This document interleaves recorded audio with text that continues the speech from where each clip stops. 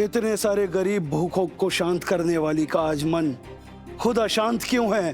बाबा, मेरा बच्चा मुझसे छिन गया है, पर मुझे लगता है कि वो जिंदा है और मेरे आसपास ही है। बस मैं ये नहीं समझ पा रही कि ये मेरा भ्रम है या सच। मेरे अपनों को भी ऐसे ही लगता है कि मैं दर्द में कुछ ज्यादा ही सोच रही हूँ। उनका विश्वास मेरे विश्वास को डगमगाने लगा है। इसलिए मैं यहाँ आ गई ताकि अपने मन को शांत कर सकूं और भगवान से अपने सवालों के जवाब ले सकूं। जो खोया है वो जरूर मिलेगा। अपने विश्वास पे विश्वास रखो, डगमगाने मत दो उसे।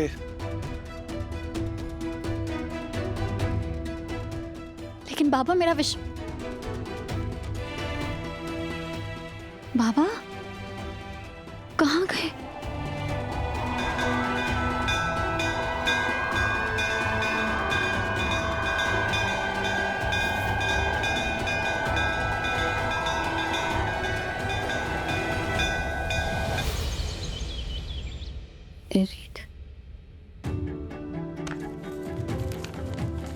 मैं इस तरीके से तुम्हारे आगे कभी भी हाथ नहीं फैलाती, लेकिन इतनी जल्दी स्मिता के लिए इतना बड़ा रिश्ता आ जाएगा ये मैंने भी कभी नहीं सोचा था रीत।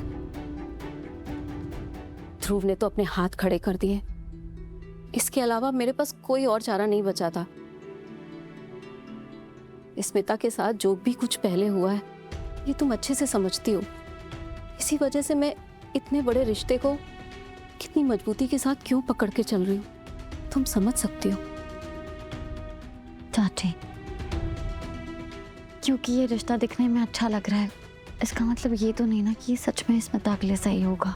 मुझे पता है रीत कि इस घर में अनिकेत को लेकर बहुत सारे सवाल उठते हैं। चाची, मैं सिर्फ माँ होने के नाते मैं बहुत अच्छे से समझती हूँ कि स्मिता के लिए मुझे क्या करना है और क्या नहीं।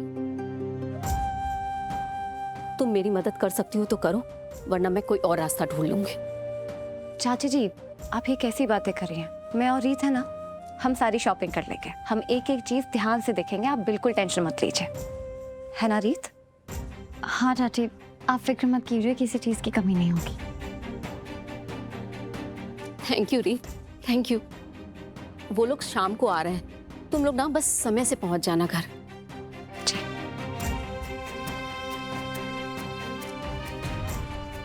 रीत, चाची जी बिल्कुल सही कह रही हैं। स्मिता की शादी किससे होगी ये फैसला तुम्हारा या मेरा नहीं हो सकता, ये सिर्फ उनका है। प्लीज समझो अभी।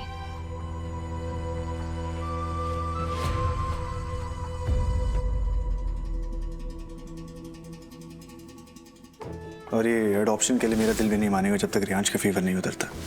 क्योंकि इस राज के बाहर आने से आपसे ज्यादा तकलीफ मुझे होगी। उन्हें पूरा यकीन है कि उनका बच्चा मरा नहीं, जिंदा है।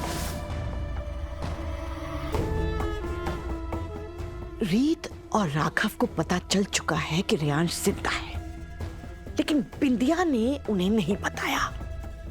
तो उन तक ये बात पहुंची कैसे? कौन है जिसे मेरे इस गहरे राज के बारे में मालूम है और वो धीरे धीरे पीछे से अंधेरे में बैठकर ये चालें चल रहा है? देख शांता, अगर उसका मकसद होता कि तुझे बर्बाद कर दे तो सबके सामने आकर तुझ पर उंगली उठाता ना, सबके सामने आकर तेरा पर्दाफाश करता और तेरा खेल खत्म हो जाता। लेकिन वो ऐसा नहीं कर रहा है, वो परछाइयों में बैठकर खेल खेल रहा है। कौन हो सकता है? हे माता रानी, कुछ तो मदद कीजिए। मैं इस तरह के गुप्त और अनजाने दुश्मन से कैसे निपटूं? क्योंकि अगर रीत को पता चल गया ना कि उसके बच्चे को मैंने हॉस्पिटल से चुराया था, उसका बच्चा जिंदा है, और सिर्फ जिंदा नहीं है, उसके साथ एक ही छत के नीचे रह रहा है, जिस बच्चे को गोद में उठाकर उसे इतना सुकून मिलता है, ये वही है, उसका बच्चा है। अगर रीत को पता चल गया तो वो मुझे उसी वक्त हमारे सामने वाले गार्डन में दफना देगी, जीते जी। और मैं ऐसा रिस्क नहीं ले सकती, क्योंकि उस गार्डन में तो पहले ही मैंने अपने दुश्मनों को गाड़ रखा है। वो सारे दुश्मन मिलकर मेरी जान ले लेंगे।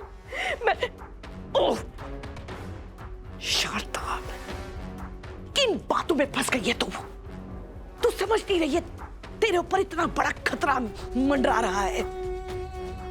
तुझे पता लगाना ही होगा ऐसा कौन सा तेरा दुश्मन है जो तेरी इस बड़ी प्लानिंग को मिट्टी में मिला रहा है, मिट्टी में। उफ।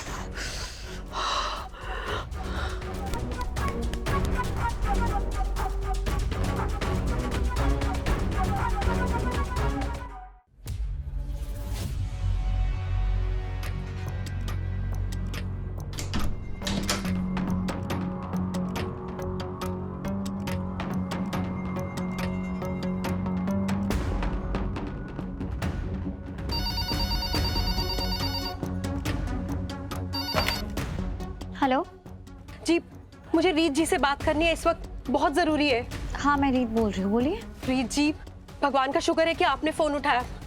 रीत जी मेरी बात ध्यान से सुनिए, वो चिट्ठी मैंने ही भेजी थी आपको और मुझे पता है कि आपका बेटा जिंदा है। क्या? रीत जी, अगर आप अपने बच्चे को बचाना चाहती हैं तो 1 घंटे के अंदर ग्वालियर की चंदेरी कॉलोनी में आ जाइए। कौन बोल रही हो तुम? कहाँ है मेरा बेटा और तुम्हें कैसे पता वो जिंदा है? क्या मैं तुम्हारी बात पे भरोसा कर सकती हूँ? देखिए मेरे पास ज्यादा वक्त नहीं है, आप बस आ जाइए, आपको सारा सच पता चल जाएगा। लेकिन हेलो हेलो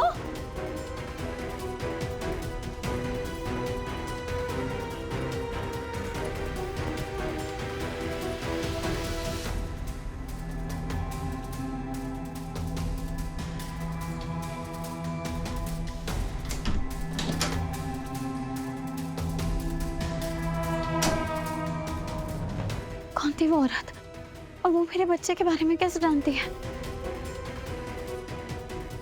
क्या मुझे उसकी बात पे भरोसा करना चाहिए? क्या मुझे सच में राज मिल जाएगा?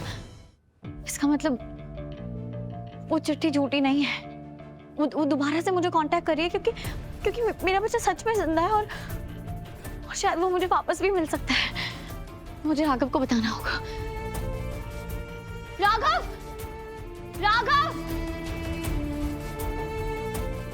भारी, इतनी खुशी मुझे नहीं पता था तुम एंडी और स्मिता की शादी के लिए इतनी एक्साइटेड हो। नहीं राघव, मेरी खुशी की वजह ये शादी नहीं है। तो फिर क्या वजह है? अगर मैंने राघव को इस फोन कॉल के बारे में बताया तो वो फिर से इस बात को मेरा वहम कहकर टाल देंगे।